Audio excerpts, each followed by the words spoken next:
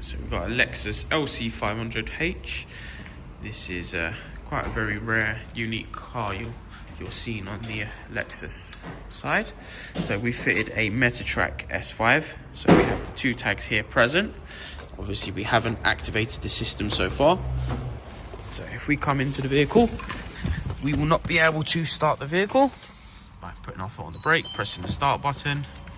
This system doesn't come alive. Obviously if we turn the vehicle off, if we press the button on the tags, we will get the fast flashing. We can now start the vehicle. That is the Meta S5 Deadlock.